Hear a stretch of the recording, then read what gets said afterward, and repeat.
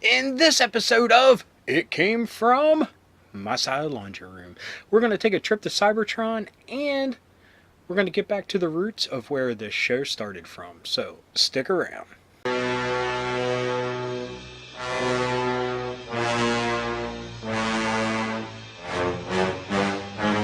Let's kick things off with a trip to Cybertron. And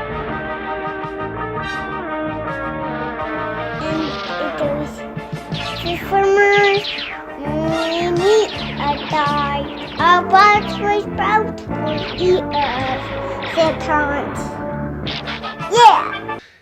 We got a couple Generation 1s here and a more recent release that came out in 2007. Here we go. First off, this is a later release, definitely after 86. We'll have to see if this dude's got a date on it. But this is grotesque. He's a weird saber-toothed dragon thing with two tails and kind of looks like a kangaroo. He came with wings, which I can't find anymore, and this neat little feature here, where he spits sparks. Now, let's transform this dude. Very easy transformation. And when I show you this, I think he's got a great face sculpt.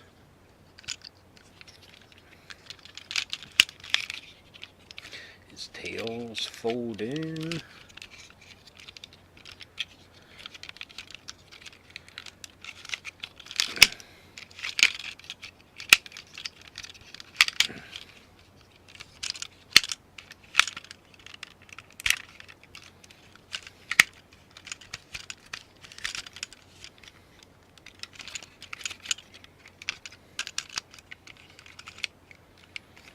But that's about it. He came with a double-barreled white laser, I think.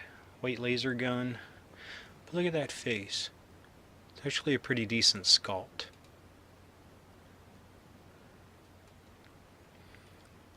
There were a few other ones in this little monster line, and I can't remember any of them to save my life right now. Great foil stickers there, all over them actually. But his biggest feature was the sparking action. But it's not a bad figure. The colors reek of late 80s. Oh yeah, I was going to check the date on here, which it's hidden. It is a totally Hasbro produced from 1987. Yeah, I think I got this dude at a KB toy store in the mall.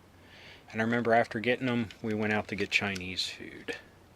Don't know why I remember that, but I do. He was actually the very last Generation 1 Transformer I remember getting as a kid. So let's put him to the side. And one of my favorites, beat up condition, got him Christmas morning, but Soundwave. Missing his battery cover. His eject button still works though, so that's always a bonus. Missing his Decepticon sticker, which is a bummer. But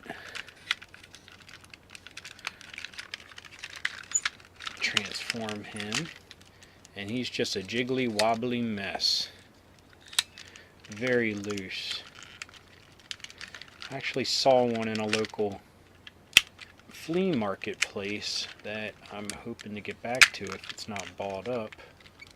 Much better condition than mine, and he still comes with buzzsaw. So hopefully I'll get there one day. But like I said, a big jiggly mess. I remember pushing these buttons in thinking it would do something. Oh wait, Mom, I think I got it. Oh, nothing. Because he has this like switch here that actually moves. And this knob here moves, the volume knob. So, heck, I thought, and in Japan he was an actual working radio from what I understand. But I thought for sure that he would work in real life as well. Not the tapes, of course, but something. Buzzsaw is long gone. And this guy's definitely seen better days, but he's been in my life since 1984. Christmas morning, like I said. So it's surprising he's lasted this long. He has a place on my shelf with another bit of Transformers memorabilia I have that I'll show you in another episode. But here is the 2007 release of Ramjet.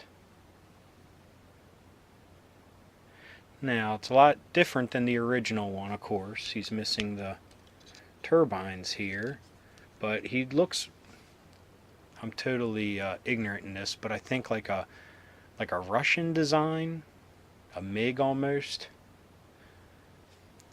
But let's transform him. I mean, that's an awesome looking jet.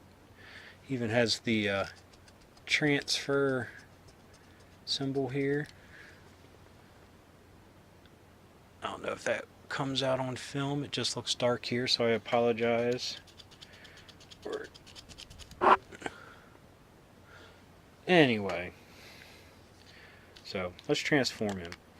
Now, the original jets that we've commented before on the channel, the wings would pop off and they just go back, and not very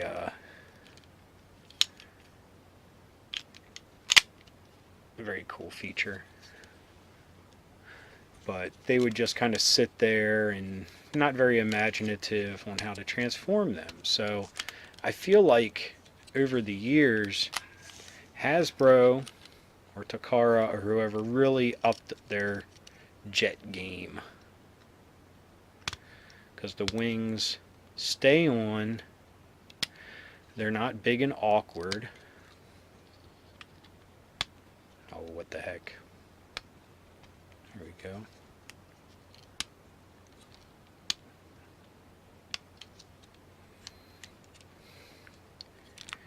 And they just fold up here at his feet.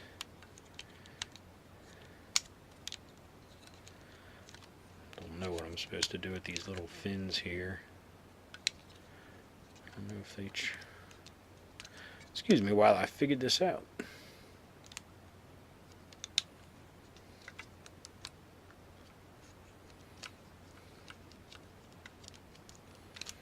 Okay. As you can tell, I hadn't read the instruction manual from 2007. Oh, interesting. Excuse me while I figure it out, like I said. We gotta fold his arms in for a second. And then these fins.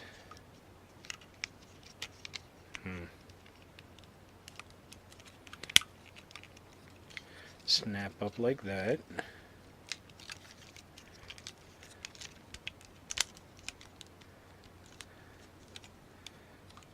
Give him a little extra flair. There we go. Ramjet. Like I said, the wings aren't awkward like they used to be. Of course, I'm missing his blasters, or I think they're in my son's toy box, because I've given him this one to play with, which might be dumb on my part, but he loves it. But he's in good shape. My son's taking care of him because he loves him so much. But there's Ramjet. And that whole series of the second wave of the Generation 1 jets all had the nose cone for their head, which I always liked for some reason.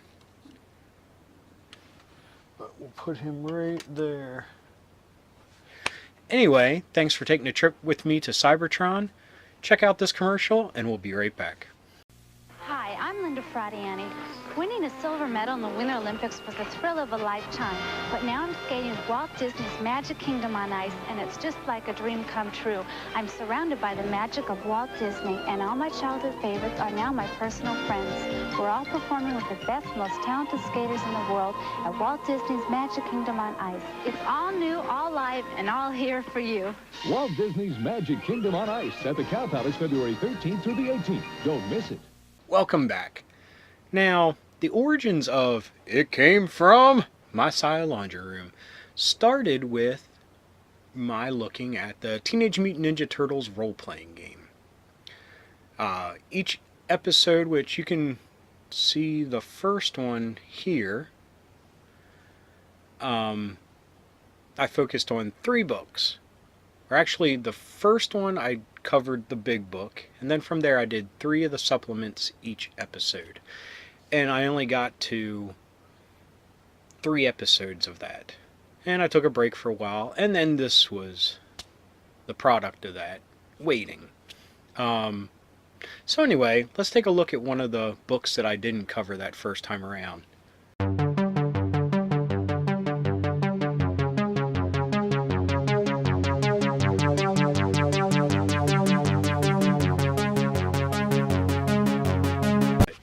This is Turtles Go Hollywood. It's kind of poking fun at their meteoric rise of cartoon and movies. And at this time, I think the contract was starting to end that Mirage had with Palladium Games. This is a first printing that came out in 1990. Here we go. Here's a foot soldier chucking a shuriken. Now, the art duties in this are done by Kevin Long, who is a Palladium artist, in-house artist. And I've always been a fan of his work. It's very clean, very detailed.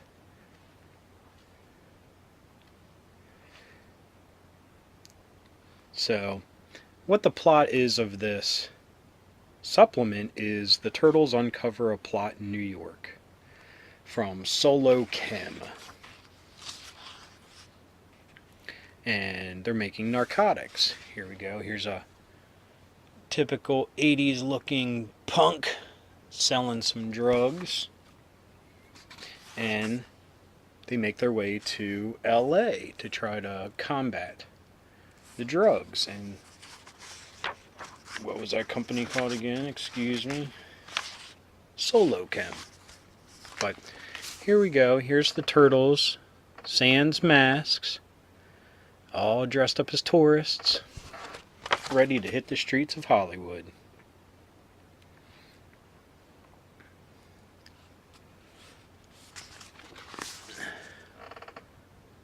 There's some foot soldiers getting ready to attack from underwater. One of the things this book did great was it created a gang of mutant animals. Lab Rat and the Rat Pack. Now, it's a silly name, but let's take a picture. Let's look at the picture of their group shot here. Now, we'll go over each member in detail a little bit. But we got battle here on a sound stage for a sci-fi movie. Excuse me for a second. I want to make sure I get that in the frame there. Oh, and here's a picture of White Rabbit with an M60. How 80s can you get? I know this came out in 1990, but we're still feeling the 80s. But we have Lab Rat, White Rabbit, very Mad Max-ish outfit there with the leather jock. Space Case, if I'm not mistaken, has mental powers. Yes. Space Case has a unique form of biomanipulation, Stun, that allows her to attack multiple foes at the same time, which results in loss of attacks.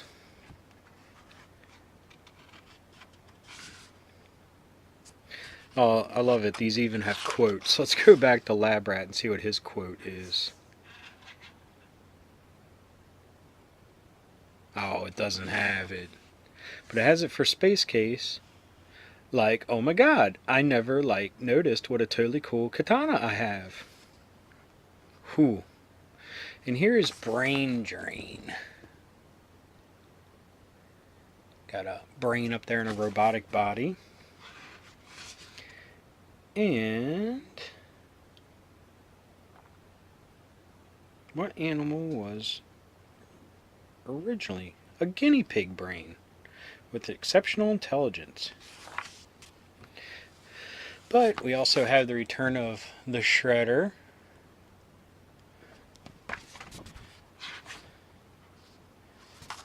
Here's another cool Foot Clan photo.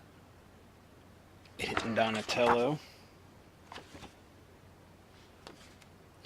But here we go. Here's another Turtles book. Got a couple more that we'll cover eventually. But for now, Turtles Go Hollywood. So, thanks for watching. Keep being rad, stay dorky. I'll catch you next time. Peace! Hey, thanks for watching. If you liked what you saw, hit the subscribe button for some more awesome videos. We also have a couple here on the side you might be interested in. And until next time, thanks for watching, keep being rad, and stay dorky.